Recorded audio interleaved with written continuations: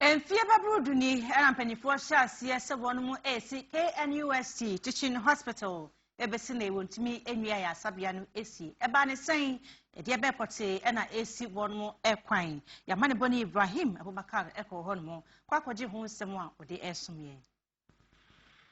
kita won sabosumimu ewo mfiempimienu ene nsumu asantehene otumfo se tutu otosumienu etwa ahomamu se wonfrase na wonsi ayarsabia ebefa empa aha enwotwe ewo Kwame Nkrumah suapon a eno ewo buadi asante mantem jumadie na sikabotena wode eye America dollar no million waha ene adununum $125 million nana eye university ya Kwame Nkrumah suapon no ene Ghana Education Trust Fund Get Fund ena na wonom ehwe na wasisa ayarsabia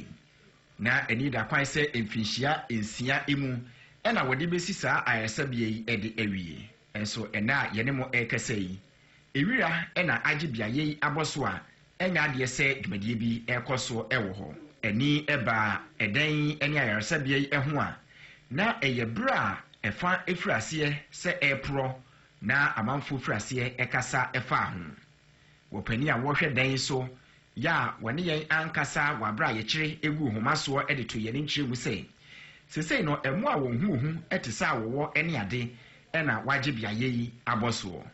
empanifo a ehe hwiapon eso ede ato aban anim empanya hodo pi se wonmoa na nka wonom entumi ensisa ayaresabia yi se beya anka wobetumi afa adesuafo a wonom ebesua doctor dwuma ewusuapon no mu no anka wobetumi afa dodo ewo February bosumimu ewo mfinshampi mienu ene aduonu wabra woye akwankoja som ediama adesuafo no asantehene otumfo se tutu a wotoso mienu ya wono kro ya na ye chancellor edema Kwame Nkrumah suapon no esre aban se wonhwe na wonwie ayarsabia no emfa masuapon no. The KNUST Teaching Hospital project, which on completion will accelerate the education and training of medical and allied health professionals for health self-delivery in the country, has been on the drawing board 12 years, which seems to be abandoned due to lack of funds. I have written to you, Your Excellency, through the Minister of Finance, and I do hope that it is a priority on Your Excellency's healthcare agenda.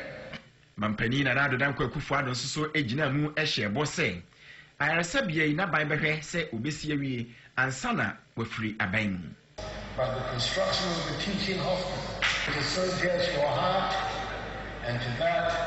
of Otumfo Asantehene and Chancellor. Nanso ebesi se na yene mo ekasei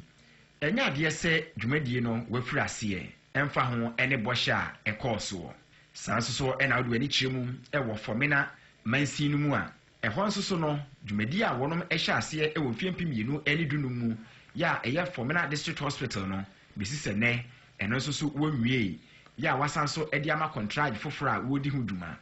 amanfo no kire se wopese wohu se aban no awie fomena district hospital no ede ama wonom pani kwanchefo a wohwe apomdie ho nsem so ewo Adanse North mansino emu Isaac Ewuku Odame wodi atodwa ekyiremu se wowie ayarsabia yi a wogidi ye pa se beboa ama ayarehwe papa atimi akoso ewo empetemu ha.